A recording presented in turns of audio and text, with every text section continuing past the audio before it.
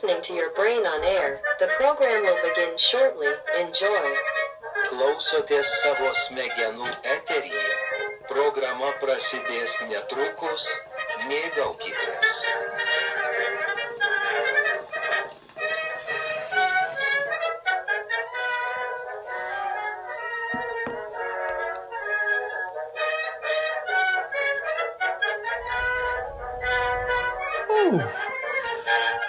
Good afternoon, everyone. Welcome to Your Brain on Air. I am your host, YBOA Larson. And Wendy's has been on a tear lately. Has anyone else noticed that? They need to quit with the SpongeBob meals and garbage and bring back the grilled chicken sandwich. They killed that thing back in early 2023. Folks, welcome back to Your Brain on Air. It's a Friday episode. We're coming at you live on a Friday. It's beautiful.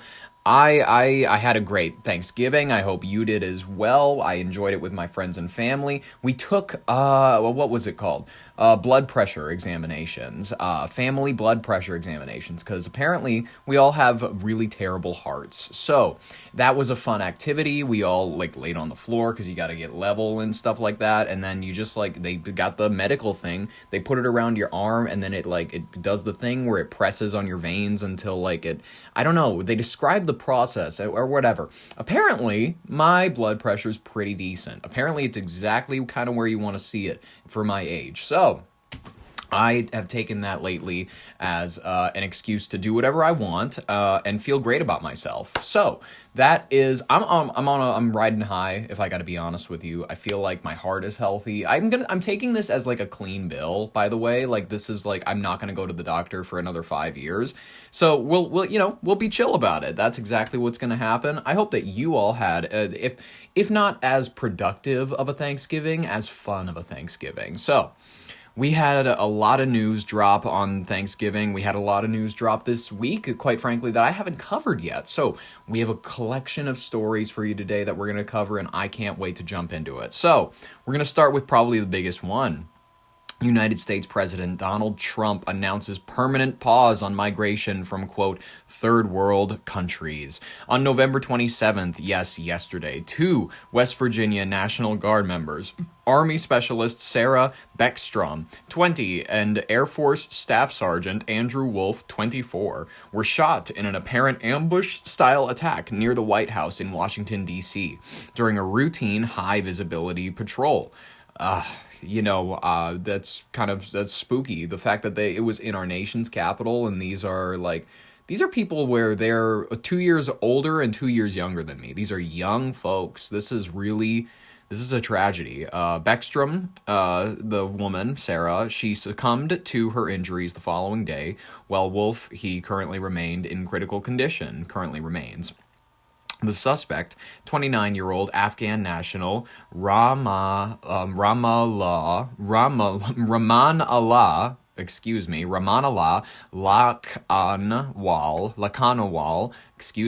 was wounded and taken into custody after being shot by another guardsman.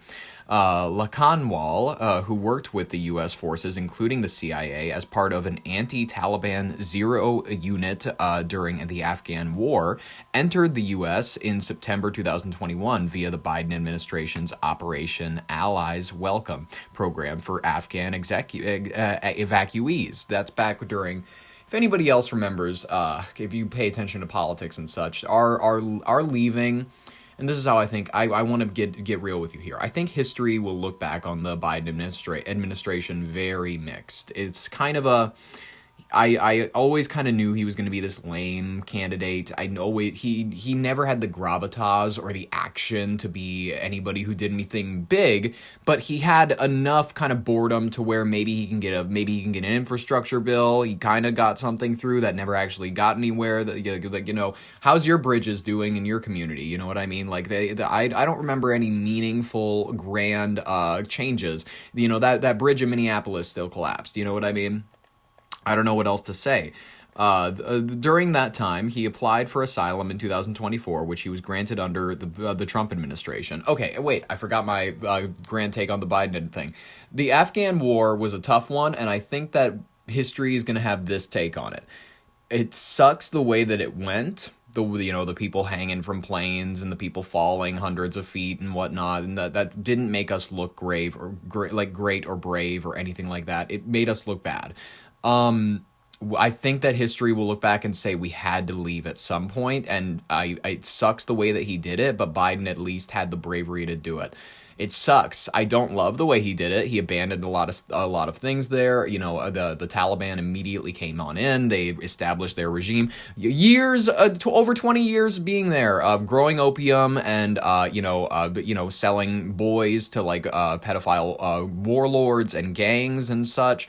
That all of these years of us being present in that region, and we've left with less than nothing, quite frankly, less than nothing. And we have left them all of our tanks, we've left them all of our mechanics and whatnot, and that's going to be the legacy. It's kind of this little stint that we had, this little fun jaunt, and then we sobered up. We went and we got an egg sandwich, and we got a canned Starbucks coffee in the morning, and we were like, wow, that party was crazy. And that party lasted 20 years. I'm sorry to say it, but that party was not just one night. That party was 20 years, and it was funded by your tax dollars and the lives of possibly your children, your brothers, other people. Pretty fun. Not fun, but pretty fun.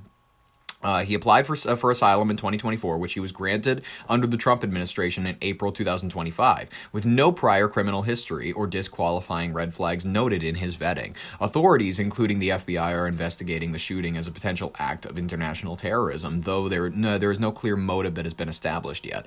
And Lacanwal resided in Bellingham, Washington, with his wife and children. In a lengthy Truth Social post that came late on Thanksgiving. So he had already had a miserable sit down with, I'm guessing, RFK Jr., who had this whole lecture about how all the food on the table was food that no one else can afford to eat. And I don't know, that's my assumption. I'm guessing that Pam Bondi was catching people staring at her, like Marco Rubio and such. It was a very awkward gathering, is my assumption. When you look at the gaggle of people he's assembled with Kash Patel, his weirdo girlfriend, everybody, do you really think that this administration sits down together for lengthy, friendly meals? Do you really see that in your mind's eye? Do you see the Trump administration kind of even getting along very well behind closed doors? I don't see that whatsoever. There's also rumors lately that Kash Patel might be getting the boot as FBI director because of all of the slander that he's been getting in the media and the flying the private jet to go visit his girlfriend, who's kind of a loser, by the way. He's like, I'm so honored and proud to be married to an influential musician, and it's like she's in the Nashville scene, which is becoming pretty big. Listen, Raleigh is kind of the spot to be. It's one of those other places that people are fleeing besides LA, that they're making a name for themselves in Austin, other places. It's becoming one of those hubs, also Miami and whatnot. That whole region, and she's not known. She is in one of those capitals for the publishing, dates, and everything, getting your name out, going on tour dates, and nobody knows this woman's name. And he's just like, I'm with the next Michelle Jackson, and she's just a revolutionary in the world of music. And I'm like, okay, that's great. She seems like she's with. By the way, she's half his age. I don't know if anybody wants to talk about that, but she is 26, he is 45. So I'm not one to judge age gaps. Normally, I'm in the favor of, if you're all adults, you're adults. But if you're half someone's age, I think that you're at that point. At that point, I think, you know what, never mind. I'm going to reserve my judgments. But in a lengthy Truth Social, after the gravy boat has been passed, no, you know what, there was no gravy. RFK wouldn't allow it. He would be like, there's naturally sourced olive oil that we can put on our meal, or something like that. He had something with a time, you know what I mean? Not too many seasonings, though. That shit can gum up the works. But after they had cleaned their plates, after Kash Patel's weird eyes had made everybody uncomfortable, Trump resigned himself to his room, and he went on Truth Social and announced a permanent pause on migration from all third world countries, framing it as a national security imperative in the wake of the shooting. He lambasted prior immigration policies, falsely claiming that they had allowed millions of Biden illegal admissions and eroded the U.S. Progress, while calling for reverse migration to deport non-citizens, quote, non-compatible with Western civilization. Curious poll, by the way, Western civilization. Listen, everybody has to talk about what does Western civilization mean? We can't be ones to dismiss the idea that the West and its ideas are unique on individualism, on the idea of duty, on the idea of responsibility, on also the idea of liberty, on the idea of you can be as much of your own figure as you fit into a community, and that's part of the ideas of liberalism, or at least this idea that is caught on largely after the Romance era, the 1700s. You kind of get it. This free-thinking era where it was like, okay, maybe we shouldn't be ruled under serfs. Maybe the idea of, rich people. No, I'm not saying everybody gets to vote, but maybe the common man. Maybe if you own property, you can vote. After that timely, kingly era, we started to advance, not too terribly far socially, but we have to acknowledge that anything that we have in the West, democracy-wise, anything, from the European side, the Americas, everything, and the areas we've influenced, the level of freedom, the level of ownership of means that the people personally have through elective representative democracy, all the influence we've had, uniquely stands as completely different from most systems that we see, at least in Eastern countries that have not had nearly as much Western influence. You can point out countries that have thriving democracies. How many of them are not Western influenced? Taiwan currently, I know that China claims to own them, but I'm one of those people where they claim they have an elected president and whatnot, and they have huge Western influence. South Korea is an elective democracy, but they had incredible Western influence to the point where they play they play baseball and they eat chicken and they drink beer. That's their thing because we were in their country for so long. You know what I mean? You can point out all of these countries that also in Vietnam and whatnot that immediately turned democratic and went capitalist, and then after they abandoned the Eastern philosophies, they went up. Everything went up. You can point at all of these things, and they have uniquely Western influence. But this idea that certain places, every person from that country is non-compatible with Western values, I don't know that that's fair to say. Because you can label any country. Listen, Cuba, given its weird history with communism and whatnot, I wouldn't be surprised if it was on this list and whatnot, but I don't think it will be, because it's one of those it's like a kind of our neighbor. It's Mexico kind of has a little bit more influence on it than we do. It's in our hemisphere. I don't know that we're going to be terrifying people. We don't want any more Cubans. Miami has I don't think Miami has too many, admittedly. There's a lot of cafecito places on every block and whatnot. It's great. I love it. It's only a small swim if you look at it on a map. But anyways, he ended federal benefits ending federal benefits for those non-citizens. Trump described the attack as an act of evil, hatred, and terror by a savage monster, criticizing the Biden-era evacuation and ordering a review of deporting Lacanwal's family. Hours earlier, U.S. Citizenship and Immigration Services, USCIS, Director Joseph Edlow halted all Afghan immigration processing indefinitely and initiated a full-scale re-examination of green cards and asylum cases from 19 countries of concern listed in Trump's June 2025 travel ban, including Afghanistan, Somalia, Iran, Libya, Yemen, Cuba. Oh, there it is! There it is, see? And Venezuela. He picked out the ones that have this uniquely kind of communistic. I'm not saying that's an entirely Eastern philosophy, but, Karl Marx, these Germans, you have to credit with it. Defense Secretary Pete Hegseth deployed 500 additional National Guard troops to Washington, D.C. post the shooting, bringing the total to 2,500 amid Trump's ongoing crime crackdown. Let's go ahead and let's see this clip from CNN News. President Trump posted on Truth Social that he will, quote, permanently pause migration from all third world countries. It's unclear specifically which countries Trump is referring to, but comes as the administration also said they will re-examine all green cards issued to individuals from countries they consider to be, quote, of concern. When asked for details, USCIS pointed CNN to a presidential proclamation from June, listing 19 countries. I got the 19 right here. We have Afghanistan, Myanmar, which is Burma, Chad, the Republic of the Congo, Equatorial Guinea, Eritrea, Haiti, Iran, Libya, Somalia, Sudan, Yemen, Burundi, Cuba, Laos, Sierra Leone, Togo, Turkmenistan, Venezuela. All right, if you know a lot about, I know some about a lot of quite a few of these countries. I know a bit about Venezuela. I know about Maduro. I know about Turkmenistan and Gurbanguly Berdimuhammedov, their overruling dictator, which you can't call him that, who fell off a horse. And when he fell off this said horse, they every single German journalist that was at the the event had their cameras re-examined at the airport in order to make sure that no footage escaped. They still managed to get like 3 angles of it because their government is pretty shitty at what they do.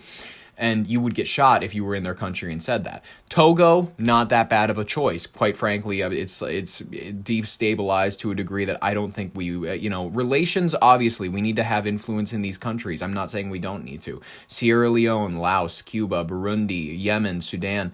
Sudan, obviously, I mean, they do have currently a peace, not a peace treaty exactly, but a truce that currently withholding any further fights. But obviously, there's going to be rivaling guerrilla gangs and whatnot because these countries are so decentralized. You have to realize that they're not fighting exactly with the same level of insight and technologies that were available to people like when I would say that it's like equivalent to like you look at the Irish in the 1970s when they were like bombing the border and things like that. That's the level of technology a lot of these people are working with. Improvised explosives, all these sorts of things. Anyways, Somalia, I've already talked about it. Minnesota is overrun to a degree with a level of crime coming from that community. I don't know what else to say about that. So, sure, like a review of certain people coming from there, I agree.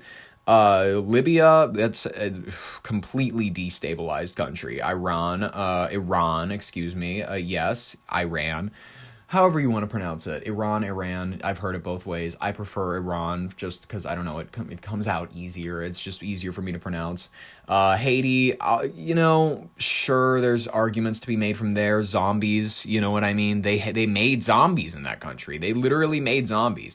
They are able to, you're like half dead. They make the people think they're dead. The way that I've had it like described and like told to me before is just like these strange ritualistic ceremonies and whatnot. And they're all around Central and South America, these weird, and it started in Haiti, and that's the weird thing. So I guess if we want to limit the amount of voodoo and hoodoo, sure, yes, we can make sure that Haiti, we could sink it, quite frankly. It's small enough to where I think that if you dropped something in the middle, I think that that whole island would go down. It's an assumption. Look at the size of it on a map and tell me any different. And tell me that it would be out of this administration's playbook. Nuh-uh. It would not. Republic of the Congo? Yep, absolutely. They have dinosaurs, according to a Vice documentary. Myanmar, there's arguments to be made for there. And Afghanistan, why would you even, why? I don't understand the argument to be made for, why we would want Afghanistan to go, either to go there or for them to come here. I don't, the argument? What is the argument? I don't know, but let's continue this clip. Including Afghanistan, Iran, and several African nations. The renewed crackdown on immigration comes 2 days after a shooting near the White House, where a man identified as an Afghan national was accused of shooting 2 National Guard members, killing one and critically injuring another. Sarah Beckstrom of West Virginia, one of the guardsmen that we're talking about, highly respected, young, magnificent person. Started service in June of 2023. Outstanding in every way.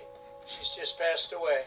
Trump also posted that. Isn't it fun the way he talks about things? God forbid. God forbid I I hope that he gives my eulogy. Just a stunning person. The way he lets his thoughts just kind of go wherever he wants. It's like Mozart, you know what I mean? I read Trump speeches, and it's like that scene in Amadeus where it's like these were first drafts, and then I'm stunned by their beauty. He wrote these down.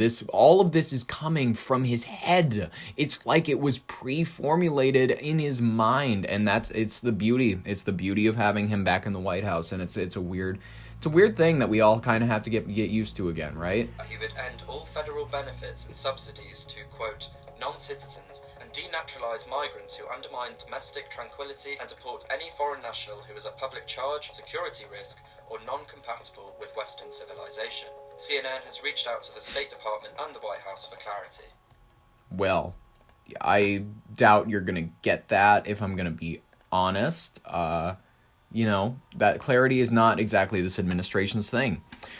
This is escalating his second administration. They've already had this aggressive immigration agenda, building on the June travel ban, risking the status of like hundreds of thousands of lawful permanent residents based on nationality alone, potentially violating international asylum obligations, all these sorts of things. Critics are out there, including the UN, according to this, agencies. They're warning that it could strand vulnerable refugees and fuel xenophobia, with groups like No One Left Behind emphasizing that Lacanwal's asylum was approved under Trump and decrying the policy as punishing an entire community for one act. Yeah, there's an argument to be made there. The Taliban, via its Qatar ambassador... I absolutely love this. The Qatari ambassador for the Taliban. We have that. We have an ambassador for the Taliban. They called for a vast investigation into Lacanwal, whom they labeled disloyal. Domestically, it intersects with debates over Trump's D.C. troop deployments, recently challenged in court as illegal. And has drawn bipartisan concern over due process and green card reviews, as implementation details remain unclear. The move underscores deepening U.S. divisions on immigration security and the Afghanistan war's legacy. Well, Afghanistan war was my first war. I was a Bush baby. I was born in 2003. I was born a few months after we went in, because it was March 2003 that we went in. This was not the first time that we'd fucked around in this region, don't get me wrong, but I was, my first memories are being vehemently aware. I looked my mother in the eyes when I was 4 years old, and I said, Mom, I know that you are thinking about voting for this Obama guy that everybody is, talking about, but... not only am I hearing that he's a Muslim, not only am I hearing about prayer rugs, but listen, Dick Cheney is right. These people, there is no innocent Middle Easterner. And I was watching the Bush speeches. I was at 6 years old. I asked my mom, "Can we go to the RNC?" And I was excited. I was ready to vote for John McCain in 2008. It was exciting. I was happy. I'm just kidding. It was a fun era. It was a fun era to be alive. And this is bringing me back, quite frankly. I loved the Afghan war. I knew many people who were, veterans of it. I knew many people who served. I knew many people who, I knew many Gen Xers and millennials who had their lives touched by it, who knew people who died. And it's one of the... I'd say that it was the Vietnam for that generation, and I'm terrified for what the next one will be for mine. I don't know that we're going to see the level of, Ukraine is not that for my generation. You don't see hundreds of Gen Zs or eventually Gen Alphas, passionately going on about how they are ready to sign up to go fight over in Ukraine. That's not, and also we're not going to tolerate troops on the ground in that situation, as we shouldn't. Anyways, there's a lot of things to say about that subject, but I'm going to go ahead and I'm going to take a break for an ad because I think we need to, because people Are you tired of sounding like the zip code that you actually grew up in? Me too, quite frankly. So I looked into this service, and I think you should too. Upgrade your vocal cords with Black Sense, the world's first subscription-based Black American accent. Now available for everyone who's ever said no, but my Spotify playlist though.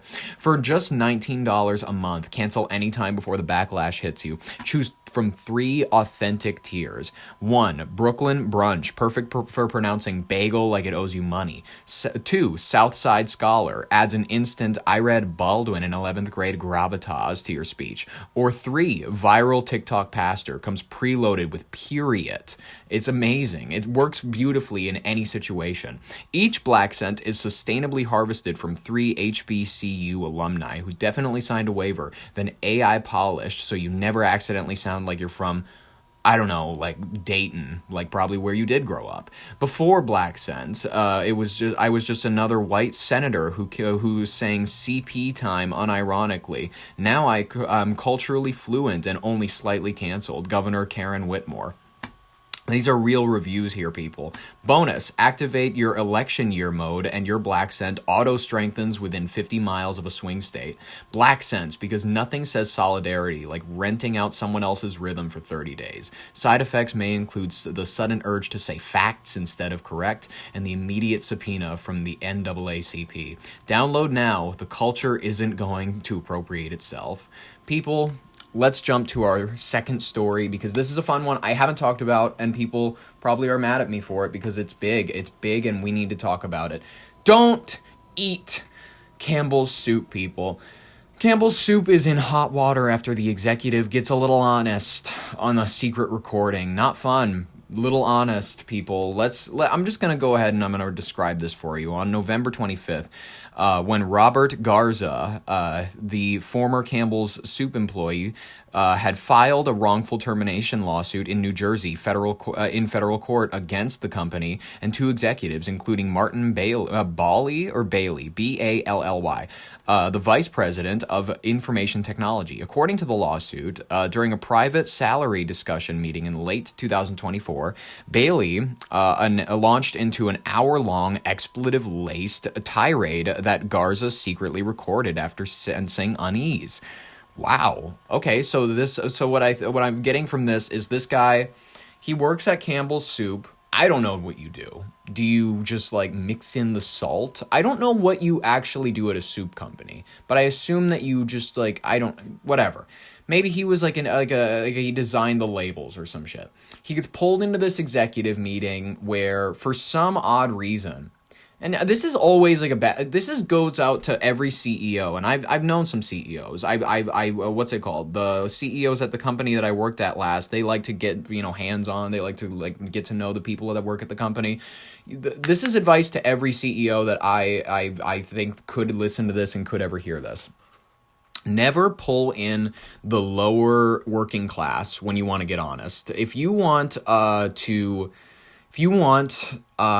get fun with people, you're going to have to vet them. You're going to have to, how the government does ritualistic, Jeffrey Epstein island situations where they photograph each other doing these things in order to make sure that they're cool, they're chill.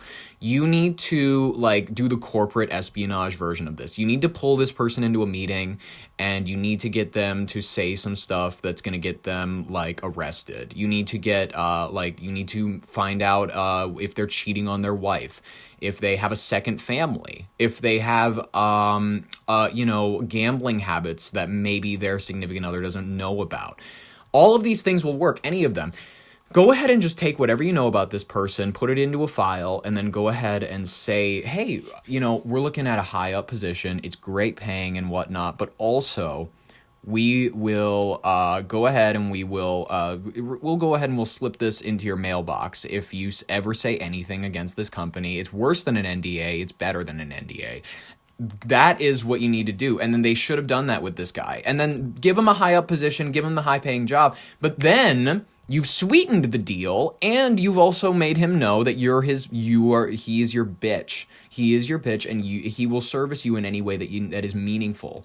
So that is where all of this could have gone. However, since I'm not their legal advisor, I'm only just throwing this out there for any CEO who could hear this. If you hear this, please make sure that you have these people vetted, because they will record you.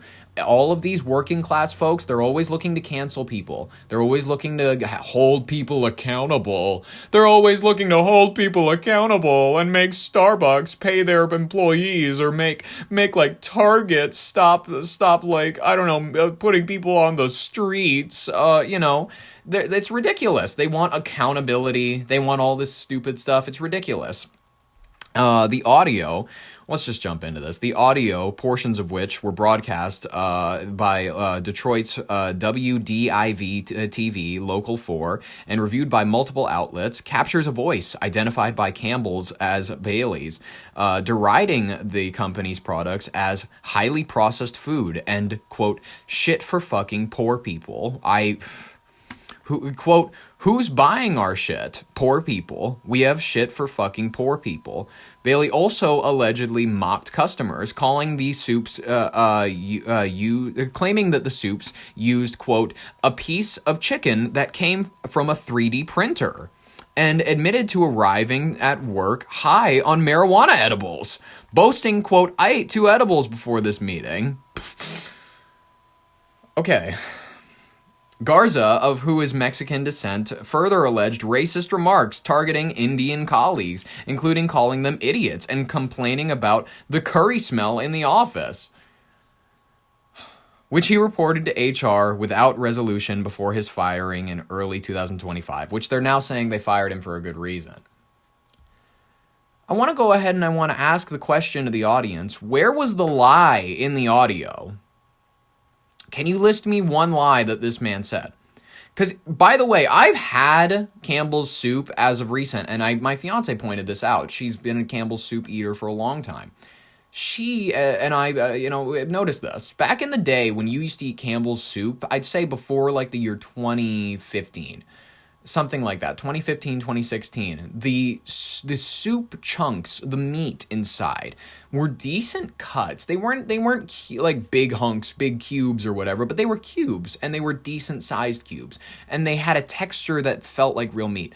This new meat that they have in it, it feels chewy without having anything behind. It feels like gelatiny.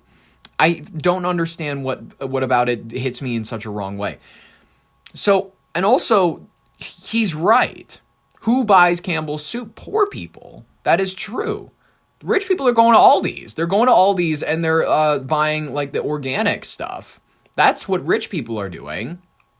And if we're being really, really honest, if we caught somebody saying these sorts of things, this is how they talk it with their friends. So I go ahead and I say, yes, like it sounds really bad. You have to put yourself in the perspective of, like, these are, like, is he a dishonest person? And as far as I can see in regards to his dishonesty, like his manipulative, how evil of a person he is, I have seen nothing. I've seen an honest guy who does not like his own company's way of doing business, and is kind of given some shit. He's like he's just, he's popping shit. And I gotta ask, is it not safe to pop shit with your coworkers anymore? I'm kind of nervous now, the idea that, like, if you pop shit with your coworkers, they're suddenly going to report you to, like, if you work at Casey's, like the gas station, are they going to report you to corporate and say, you don't align with our values about pumping gas for the common man? And you're like, but who buys your gas? Who uses the Casey's app and actually uses Casey's coin and whatever? Poor people. That's just a fact of life. I'm sorry. Let's launch into this clip, because I want everybody to hear it for themselves. I don't want it to just be like a blah, blah, blah, I said a thing, I have no evidence. I do. Let's jump into it. We are following a messy situation for the Campbell Soup Company today after a former... I'm not even going to miss it, though, except for their tomato. Their tomato is the only one I will miss, because it's creamy. The other ones that I've had, they're too thick. employee filed a lawsuit against the company and then released audio his lawyers say he recorded during a meeting with executives. Let's go to CBS News correspondent Chanel Call, who's live in our newsroom. Chanel, what do we know about this lawsuit? So, Liz, this lawsuit, we understand, was launched by a person by the name of Robert Garza. Now, Garza was hired as a cybersecurity analyst for Campbell's back in September of 2024. And, Liz, 2 months after he was hired, he says he had a meeting with an executive named Martin Bally to discuss his salary. It was a newbie. That was the issue. Is that you hadn't vetted this. You didn't know if this was a safe person to get honest in front of. That I'm blaming this guy. Listen, I'm blaming him, but I also sympathize with him because I get that you want to talk shit with your coworkers about how, yeah, but this company fucking sucks. Every person who's worked at any big corporate entity feels that way, where they want to crack shit with the fellow employees about how man, did you see the higher ups? I bet he doesn't even pick up his daughter after soccer. I bet that he goes home and he like sits on the couch and ignores his wife. I bet that him and his son have an awful relationship, and his son like vapes in his room all day, and then his dad comes in and goes, "What are you doing?" And his son like takes a break from Steam or whatever, and then he's like, you don't even understand me. You don't get the life that I choose to lead. And then he's like 25, he's investing in cryptocurrency, and he still lives at home. You know, you need to be able to vent somewhere. And if you can't vent with your coworkers, you can't vent with your family, where is it going to go? Now, during that meeting, he is now alleging that Bally made several disparaging comments about Indian workers and also said that Campbell's is, quote, highly processed food for poor people. Now, CBS News did get a copy of that recorded phone call. Garza's attorney is saying that this was secretly recorded. So take a listen to part of that conversation. I believe it was secretly recorded. I don't buy products barely anymore. It's unhealthy. Now that I know what the it is, even in a can of soup, I look at meat, bioengineered meat. I don't want to eat a piece of chicken that came from a 3D printer, do you? Alright, I'll read out just in case you didn't hear it. I don't buy fucking Campbell's soup products anymore. Barely anymore. It's unhealthy. I don't even know what the fuck's in it. Even in a can of soup, I look at it and bioengineered meat. I don't want to eat the fucking piece of chicken that came from a 3D printer. Do you? Pretty fun. So Liz, Garza says that he actually told his manager about that phone call a couple of months later in January of 2025, and then he said that he wasn't encouraged to take that information to HR. Now, just 3 weeks after that conversation... Should never take anything to HR, take it to the media. People, if you ever have something good, if you ever have anything good against your company, never take it to HR, take it to the media. Because the media will put press on it, they'll put heat on it, and you might actually get something close to accountability. Because once HR gets on it, HR... Listen, I want to get on this train. If you know people who are in HR, I've known some of them. I've known some of my own family who have been members of HR. And these are still people that I would not invite to Thanksgiving because they are the slimiest group of people you will ever meet in your life. They are people who, like, they don't hold the door for you at an elevator. They would take the sign off of pool areas for kids to walk slow in order to watch 6-year-olds crack their heads. They are the true demons of society that lurk among us. HR representatives. HR representatives are the people who will giggle at you while they are serving you a piece of paper that means you have no more money coming from us. You're going to be homeless in a few months. So. And every person who's worked at a job big enough to have HR knows exactly what I'm talking about. They are worse than demons from hell. They are servants of Satan in the earthly dimension. And their souls, as a result, their souls will be inherited by by the kingdom of hell. They will become servants in the afterlife, because the human soul, it is not viable after that. At that point, guess what? You cannot come back to the earth. You cannot whatever. Your soul will be taken by Satan, and you will burn in hell for eternity. And that is, listen, I don't know what else to say about that. HR representatives are people who they will sign that contract every time, because it comes with like a decent SUV, like a minivan, and like a good school that your kids can go to, and a decent 2-story house. And every single HR representative they'll sign the contract where they are like, yep, I'm ready to be a representative for a company to do anything. A company could do anything, and I will have to justify it. I will have to protect them from responsibility. It's worse than being a lawyer, because at least the lawyers have to pretend innocent people. So, like they have to protect innocent people sometimes. HR is never protecting the innocent. HR is never in the business of protecting the innocent. They're in the business of protecting the shareholders. They're in the interest of protecting the people who would love to see you on the street in a second if it meant that they didn't have to pay you anymore. So, Campbell's has swiftly placed Bailey on administrative leave on November 25th, pending an internal investigation. By November 26th, the company announced his termination, stating it had reviewed the recording and confirmed the voice belongs to Mr. Bailey. In a statement, Campbell's condemned the statements as vulgar, offensive, and false, expressing deep regret for the hurt and offense caused to employees, customers, and partners.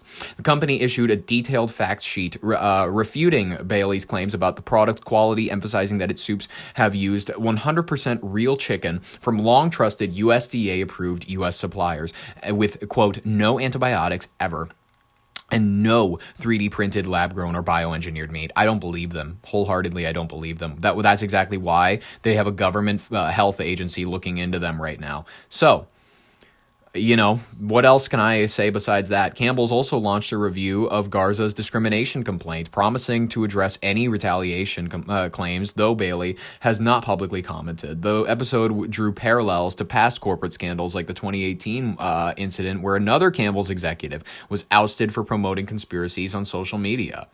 Pretty fun to look back on moments like that. I don't know. This soup brand's been around for 150 years, if nobody else knows. This thing, it has, it's in Andy Warhol paintings. It's, it's been a cultural staple. Is this going to be enough to sink it? I don't think so. I really don't. I see them. Legal experts are anticipating that the case could settle out of court. But it's not about that at this point. It's about sparking the broader discussion on workplace recordings, like the legality and the ethics of disparaging one's own products. If you're going to be talking shit about your company's product, maybe you don't need to work at that company. I'm sorry. That's kind of how it works. That's cool. That's cool, and that's totally fine. Let's jump into the rapid fire section of today's headlines, people, because we have a lot to talk about. There's a lot of headlines, and I want to touch on all of them. So, devastating floods kill over 180 in Southeast Asian cyclone-fueled storms. They have ravaged Indonesia, Malaysia, Thailand, and Sri Lanka for a week, displacing thousands and prompting massive rescue efforts. Drone footage shows the widespread destruction in Hat Yai, Thailand, with over 60 deaths there alone. Not fun, not good stuff that I like to figure out. Not good.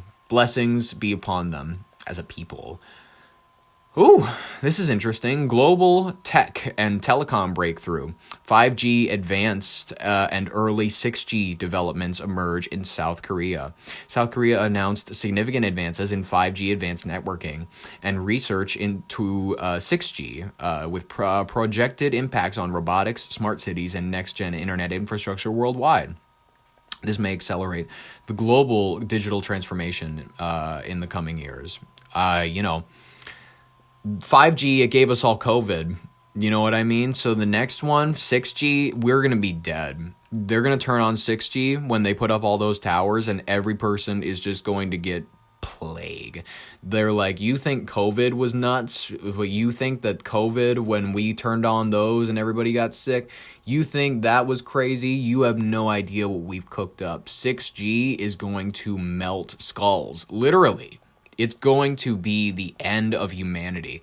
All the people on Facebook were right.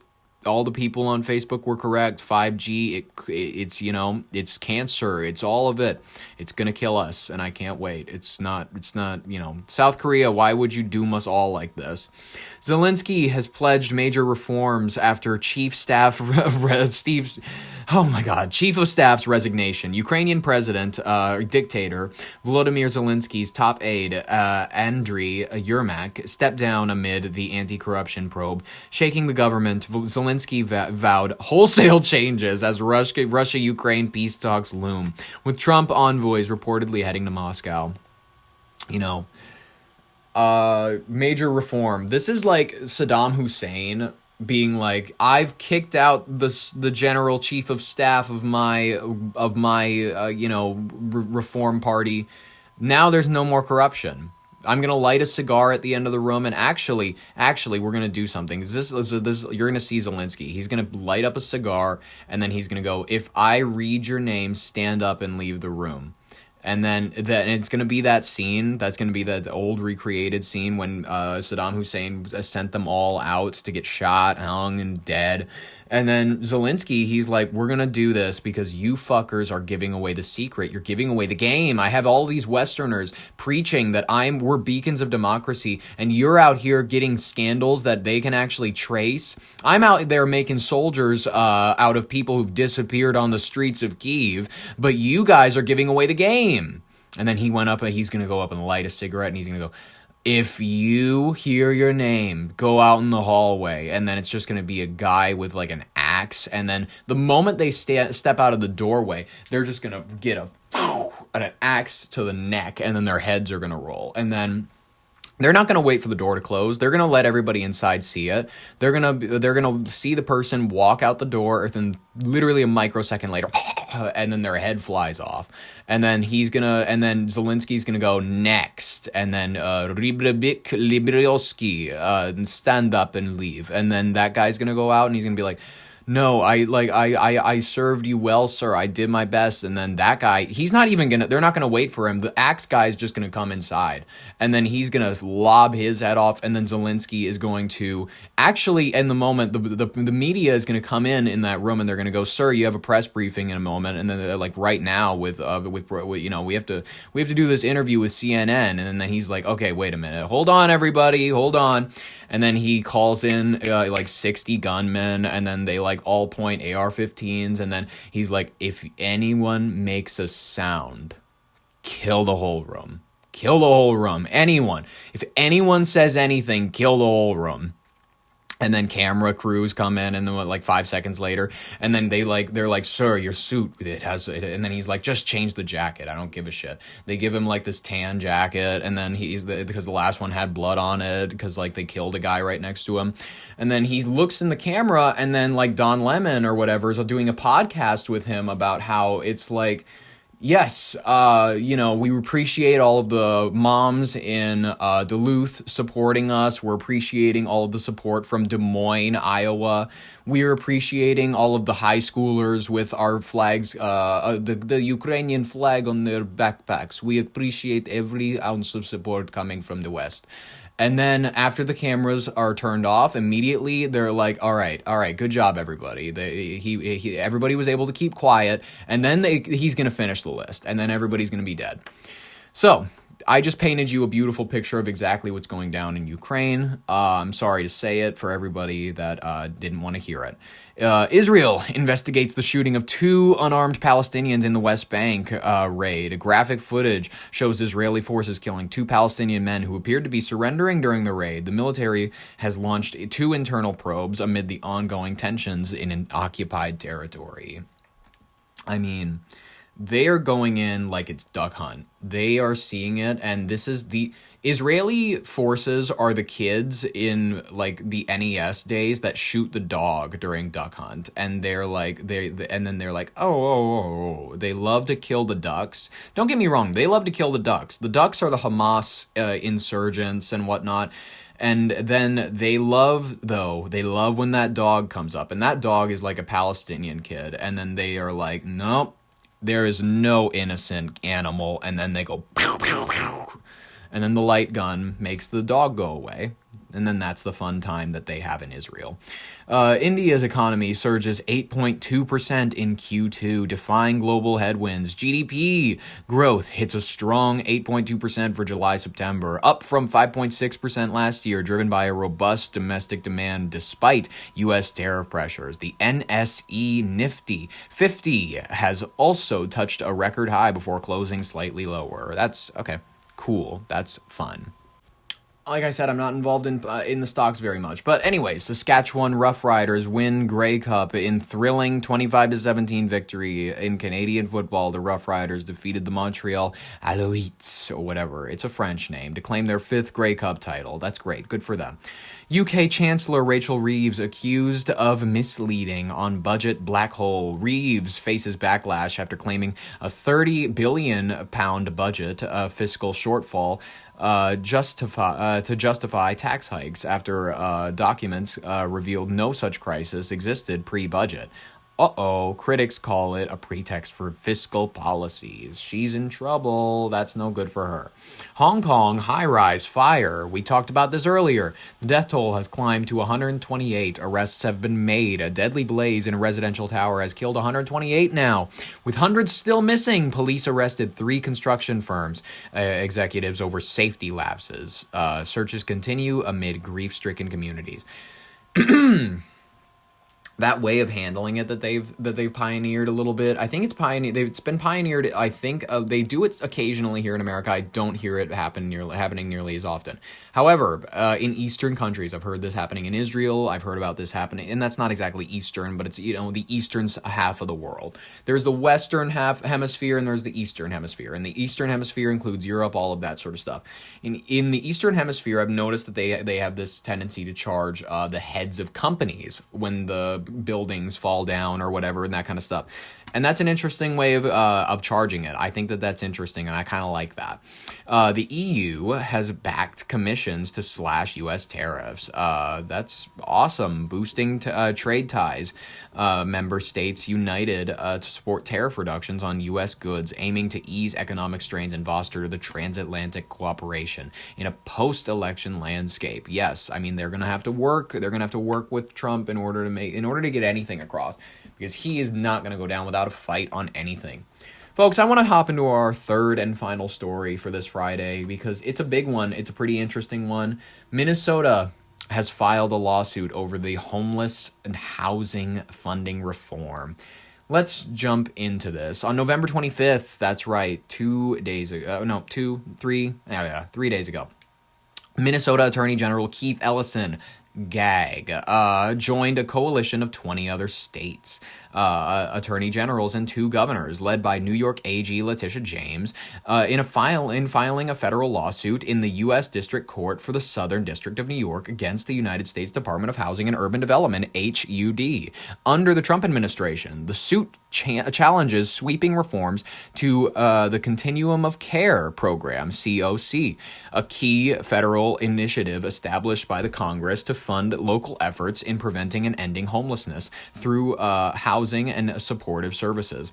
At issue are HUD's recent directives announced earlier in November by Secretary Scott Turner, which drastically cut funding for permanent supportive housing. This is a very particular program which we will get into, slashing it from up to 90% of grants to a maximum of 30%, and redirect resources towards short-term transitional housing and self-sufficiency measures like mandatory treatment programs.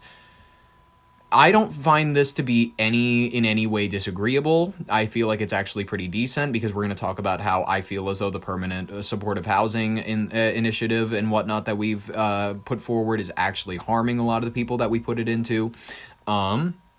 Ellison, Attorney General, described the changes as illegal and disruptive, arguing that they violate congressional intent by imposing new conditions without proper rulemaking under the Administrative Procedure Act, potentially evicting tens of thousands nationwide from their stable housing that has been given to them. let's talk about this honestly, and let's talk about this really. But first, I want to play a clip for you from the news. Let's go. Minnesota's Attorney General is suing the U.S. Department of Housing and Urban Development over cuts and changes to how homeless housing is funded. This is one of the latest legal battles attorneys general have brought against the Trump administration.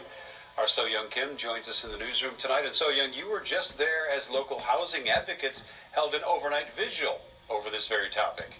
Randy, that's right. That vigil ended this morning. Now, Attorney General Keith Ellison calls these drastic changes to funding for programs helping people experiencing homelessness cruel.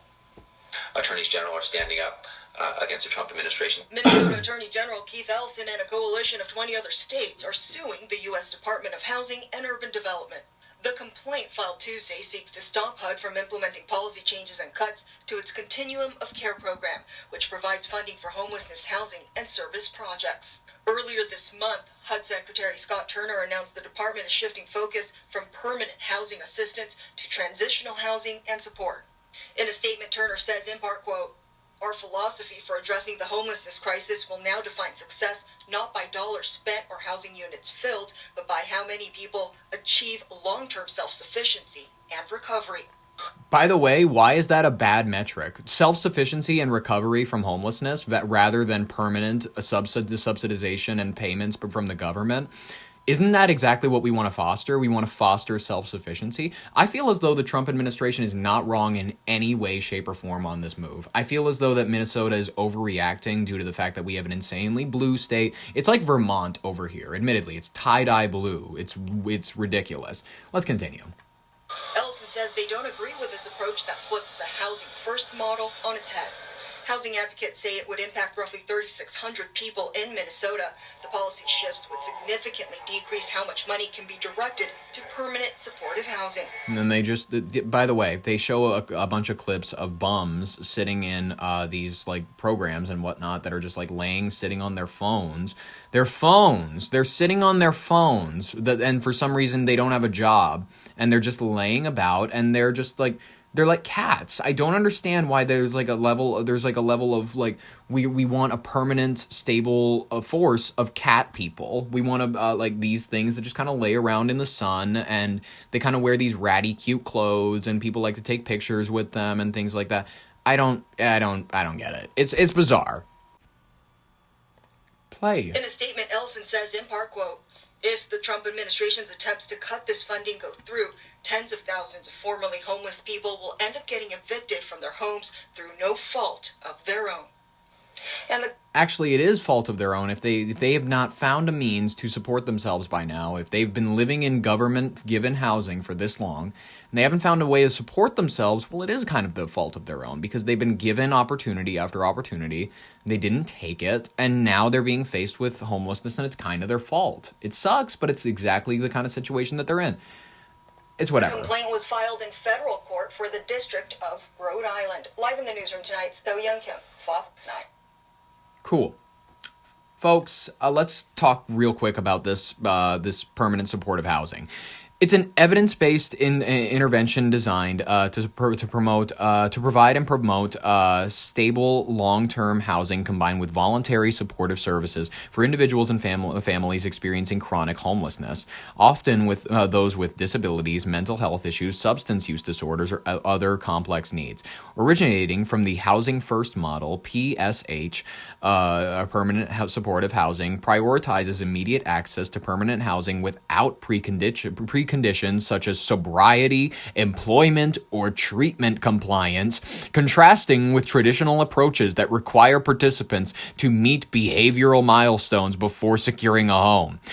So they are taking the system that we had before, where we would offer certain things, and they are going, we don't even want them to be sober. These are like billionaires that are like, they want everybody to rent, they want everybody to live on the grid.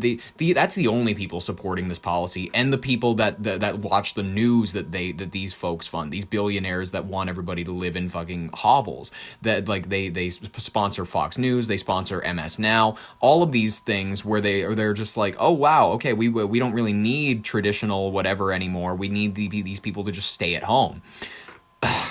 You are not even requiring people be sober. People have a secure means of employment. People, get treatment for the shit that they're on. You're just saying, hand them the keys. Hand them the keys. We don't give a shit if they know how to wash dishes. They'll just let them sit and rot in the sink, and they'll sit and they'll watch TV. They'll watch whatever. And their lives will just be nothing. And that'll be all sponsored by your tax dollars. Services typically include case management, mental health support, healthcare coordination, and life skills training, funded through federal programs like the HUD's Continuum of Care grants, which allocated billions annually to localities. The goal is to end cycles of homelessness, not by addressing the root causes of in a stable environment, with research showing high retention rates, often over 80% after 1 year, with applicability to vulnerable groups like veterans or domestic violence survivors. Critics argue that PSH can act as long-term drain on public resources by fostering dependency rather than self-sufficiency, with ongoing subsidies potentially costing $15,000 to $30,000 per unit annually, without built-in incentives for participants to transition out. This perspective aligns with broader debates on welfare, where programs like Temporary Assistance for Needy Families, TANF, were reformed in 1996 to impose time limits, typically 5 years lifetime or whatever, and work requirements shifting from indefinite aid under prior aid to families with dependent children, AFDC, to emphasize temporary support during crises. Opponents of permanent models contend that they discourage employment and personal responsibility, obviously, potentially burdening taxpayers and contributing to a declining participation rate in assistance among eligible individuals due to stigma or barriers. Conversely, advocates counter that for the chronically vulnerable populations, temporary welfare often alone will fail, leading to recidivism and higher societal costs. And that PSH's permanent nature is essential for those unable to achieve quick independence due to disabilities or systemic inequities. That's the whole thing. They always go back to systemic. If it's systemic, do you know what systemic is code for? It's somewhere out there. We can't find evidence for it, but it's there. Systemic racism, systemic this, systemic that. It's all sort of like, well, we feel that it's there. There might be evidence for it existing in the past, and there might be amendments to it now and whatnot. Yeah, whatever. But people still feel like it's there. Even if evidence-wise it might not be institutionalized the way that many people think it is, racism will always exist, unfortunately. Doesn't matter what color you are, wherever, what group you belong to, everybody just hates everybody. That's just kind of a fact about humans and nature. I'm not saying that's right, I'm just saying that's how it is, and I'm not, like this person that believes that everybody's going to believe the same things that they do. It's ridiculous. But I'm just saying that, we got to talk honestly about these situations. In Minnesota, the reforms threaten to upend services for over 3,600 individuals relying on the COC-funded permanent housing annually, including veterans, domestic violence survivors, youth, and those with disabilities or chronic health needs, with an additional 1,300 at risk for rapid rehousing programs. The state received about $48 million in COC grants last year, primarily supporting the evidence-based housing first model. And evidence-based in the sense where they always like to put that before housing first. They always like to say evidence-based. It's evidence-based. Housing first is still a model that is a theory. It has not been proven that it works on a grand scale. It's been proven that for certain people that are high on priorities, that maybe I was a druggie at a moment in my life, but I have a good work ethic. I was just strung out. Those people, yes, it's been proven that those sorts of things work. For the majority of people that are in homelessness, it's not going to work for them because they don't have that. They don't have it. That's exactly why they're living on the streets. Local advocates, including Catholic Charities in the Twin Cities, Hennepin, and Ramsey counties, and the Minnesota Interagency Council, excuse me, on homelessness, warned that a shift could double the chronic homelessness rate by forcing reliance on temporary solutions ill-suited for complex cases. Complex cases, yeah, sure, exactly. I don't know, I found a really good gig sitting in a paid-for place, and I do not feel like changing that situation, so I'm just going to chill, and I'm going to suckle off the teat of the government. I get it. That's chill. If that's what you want to do, that's what you want to do. I'm not saying that you shouldn't do it either. Like, you know what I mean? If you can steal from the government, steal from the government, I guess. If that's what you're into, I'm not encouraging it. But if that's the way you want to live your life, if you want to take those risks, I guess. See how it's paying off for people that were doing like the autism thing in the cities, where they would sign up kids that didn't even have autism. The lawsuit also alleges that the new rules unlawfully enable discrimination by allowing faith-based providers to deny housing to transgender or gender-diverse individuals based on religious values, contradicting prior HUD guidance on federal civil rights protections, while punishing localities with lenient anti-camping ordinances. Anti-camping ordinances. Yes, that is a good way to put it. I love that no municipality is brave enough to say that we just don't want people sleeping on the streets. Because for some reason, in a society as confused as ours, it's odd to say that we would just rather not look out our window and see people sleeping on the streets. We'd just rather not have that. People pushing a cart in front of a Domino's. I'm like, I don't even want to go in and grab my pizza. I'm worried that he's gonna like say something to me. I'm worried that because he's been pushing that cart around and he's been walking in back and forth in circles. I don't know that he's looking at going anywhere. He might be waiting for someone to go in. So that's exactly why. Let's go to Marco's. I'm not gonna let's cancel our order here. Forget it. That's the Fargo that we live in now. That's the cities that you live in now. That's the place that you choose to call home. And wherever you call home, I hope that there is not as big of a problem with the homelessness as there is in major cities. Hopefully you have found a way to hide away in a nice little town off of some highway. You know what I mean? There's some nice little place, maybe next to like a body of water, like a lake or like a forest or something. Or maybe like, I don't know, like a sand dune if you're like off in the west of Americas. I don't know. I don't know where you live. I don't know where you could be. But maybe just find that little slice of heaven for yourself and call it home. And then that's it. That's all I can tell you to do. I think that Minnesota's overreacting because, quite frankly, asking people to be a little bit more self-reliant and asking that our government doesn't just pay for, like, every person to live ever, it's ridiculous. You know what I mean? The world to a degree. I admit, yes, the societies are judged on how they treat their most vulnerable. I totally agree with that. However, when the most vulnerable are choosing to make themselves vulnerable, choosing to do this to themselves, choosing to engage in behaviors, choosing to live in open drug markets, all that sort of stuff, can you really say that that defense stands for them as innocent, whatever, people that were falling victim to anything? I don't know that it can. I don't know that you can. But who am I to say, folks? I'm just Ollie Vogt Larson with your brain on air, and it's a Friday, and you will catch us on a Monday. We appreciate you listening. This has been your November 28th broadcast. I appreciate you all listening. I hope you had a wonderful Thanksgiving. Hope you have a wonderful weekend. I hope that you have a wonderful Saturday, Sunday, and we will catch you Monday. Subscribe if you want more, like if you liked it. You know how it goes. That's what we do here. In the meantime, I am Ollie Vogt Larson. This has been your Brain on Air. Thank you so much for listening, and bye-bye.